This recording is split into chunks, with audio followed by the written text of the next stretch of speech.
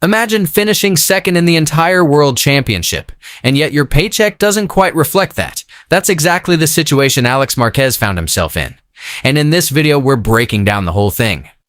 Why Marc Marquez's younger brother walked away from Ducati and signed with KTM for the 2027 season, how much he's actually going to be earning after a rather tense round of negotiations, and whether this move is a masterstroke or a massive gamble with his career.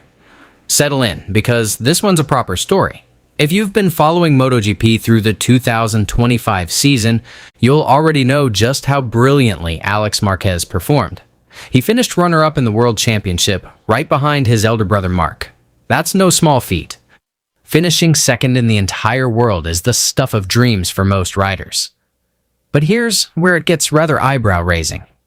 Word got out about what he was actually being paid, and it sent the paddock into a bit of a stir.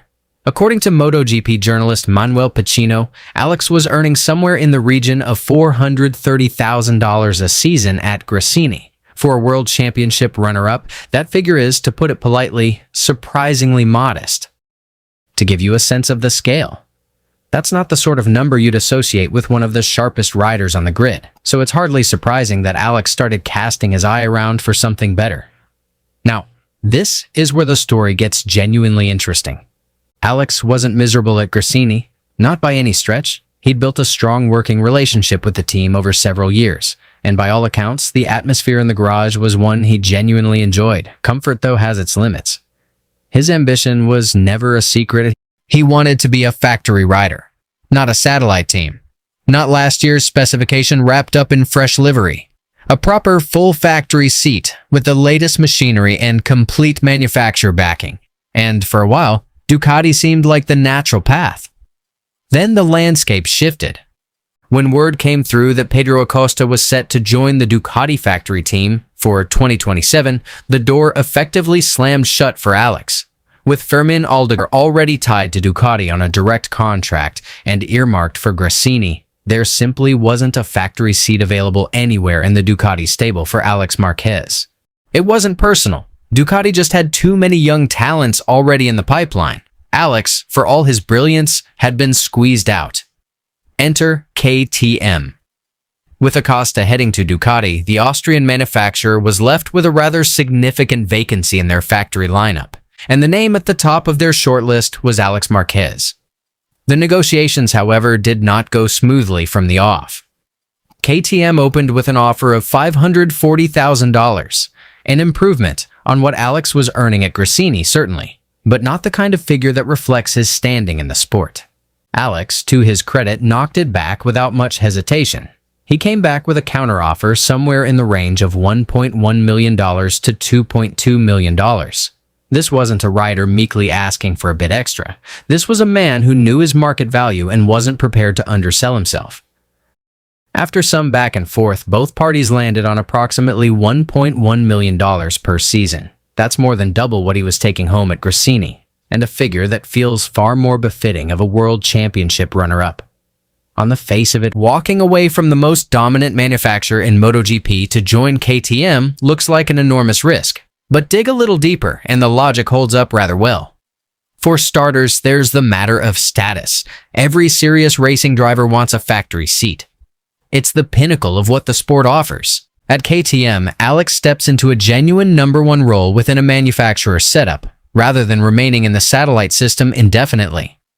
Then there's the Red Bull connection. Alex has Red Bull as a personal sponsor, and Red Bull are of course a major partner of KTM. That commercial alignment makes the whole arrangement considerably smoother, both in terms of the deal itself and the promotional relationship going forward. There's also the small matter of the incoming technical revolution. From 2027, MotoGP shifts to 850 cubic centimeter engines, which effectively wipes the slate clean for every manufacturer on the grid. KTM have already been preparing seriously. They were among the very first to run their 850 cubic centimeter unit on a test bench and had it out on track at Jerez before the year was even out. If the new regulations genuinely level the playing field, KTM's head start could prove rather valuable. And finally, his teammate. KTM's plan is to pair Alex alongside Maverick Vinales, promoting him up from the Tech 3 setup. Two experienced Spanish riders, both with plenty to prove It's a combination that gives KTM a genuinely credible lineup heading into a new era. Honestly, this one divides opinion, and rightly so. The counter-argument is straightforward. Ducati have been untouchable for years, and leaving their orbit to take on a project that spent much of recent memory in the midfield does raise a few questions. On paper, it reads as a step sideways at best. But look at it from where Alex is actually standing. At Ducati, his ceiling was fixed, the factory ride he craved simply wasn't on offer, and the likelihood of that changing in the near future was slim. He could have stayed comfortable at Gresini, kept taking home a modest salary, and watched the years tick by. Instead, he's chosen the harder road. A factory seat with real responsibility, a proper say in the development of the motorcycle, and a contract that finally reflects his ability. And with the 850 cubic centimeter era drawing a line under everything that came before it, the performance gap between manufacturers could shrink considerably. If KTM hit the ground running in 2027, Alex Marquez might find himself in exactly the right place at exactly the right time. And that's the full picture on Alex Marquez's move to KTM. From a salary that didn't quite do justice to a world championship runner-up, to a negotiation that took a fair bit of nerve, to eventually landing a deal worth around $1.1 million a season. This is without question one of the most compelling transfer stories in the MotoGP paddock ahead of 2027. Now, we want to hear from you. Do you think Alex made the right call, or is this a risk too far? With Ducati still flying and KTM still finding their feet, it's a genuinely open question.